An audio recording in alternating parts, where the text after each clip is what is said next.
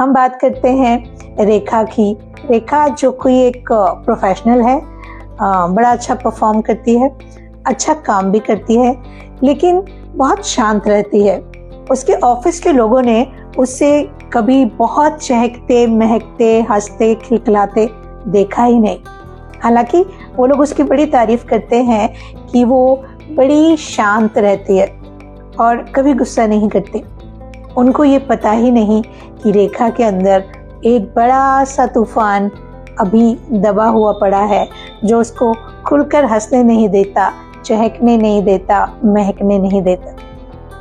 रेखा ने एक छुट्टी के दिन अपनी पुरानी डायरी को निकाला और उसमें वो पन्ने पलटने लगी। उसे याद आए वो खूबसूरत पल जब कॉलेज में उसने बड़े बड़े सपने देखे थे।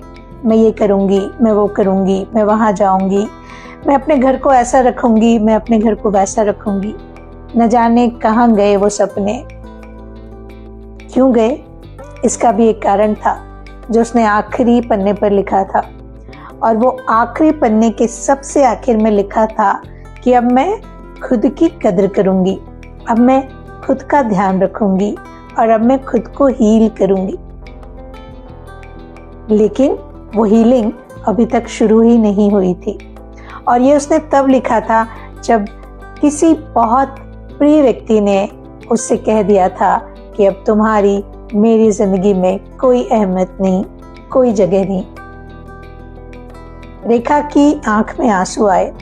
उसने डायरी के पन्ने को बंद किया और तय किया कि अब वो अपना ख्याल खुद रखेगी और अब वो हीलिंग जो सालों पहले उसे करनी चाहिए थी वो अब शुरू करेगी। लेकिन क्या कह देने से हीलिंग हो जाती है? तो सबसे पहले क्या किया रेखा ने? सबसे पहले उसने उस सारी बातों को जो पुरानी थी उनको कहीं कागज पे लिखा और उसको फाड़ के कचरे के डब्बे में डाल दिया। और ऐसा उसने हर तीसरे दिन करना शुरू किया। उसके बाद उन सारे लोगों को जिन्होंने कभी ना कभी उसका दिल दुखाया था, एक एक करके अपने सामने इमेजिन किया और उनको माफ कर दिया हर उस बात के लिए जो उन्होंने कुछ ऐसी कही थी जो रेखा के दिल में लगी।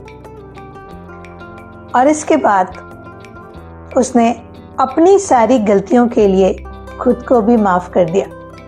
क्योंकि कई बार जिंदगी में ऐसे होता है कि हम खुद को माफ नहीं कर पाते, बड़े गुस्सा होते हैं खुद से कि मैंने ऐसा क्यों किया था, मैंने वैसा क्यों किया था, मैंने तब उससे ये क्यों नहीं कहा, मैंने तब ऐसा बोला क्यों नहीं, या मैंने ये कोर्स क्यों नहीं कर लिया, या मैंने ये कॉलेज क्यों नहीं ज्वाइन किया, या मैंने मैडम की बात क्यों नहीं मानी, या मैंने पापा की बात क्यों नहीं मानी। बहुत सारी।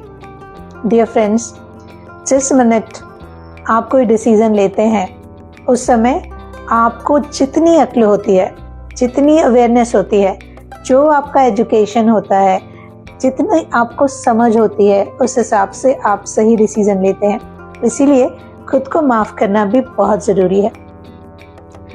और जिन लोगों को, जिन परिस्थितियों को रेखा माफ़ नहीं कर पाई, उसने तय किया कि एक टाइम फ्रेम लेके उन सबको वो भूल जाएगी। क्योंकि जो आज हमारी ज़िंदगी में काम का नहीं, उसको रखना बिल्कुल सही नहीं है। आप इसको सांकेतिक तरीके से भी शुरू कर सकते हैं। रेखा ने, क्योंकि उसे थोड़ी अवेयरनेस थी, तो उसने अपने लोगों को, परिस्थितियों को, मौक़ों को और जिनके साथ भी रिश्ते खराब थे उन सबको माफ़ किया।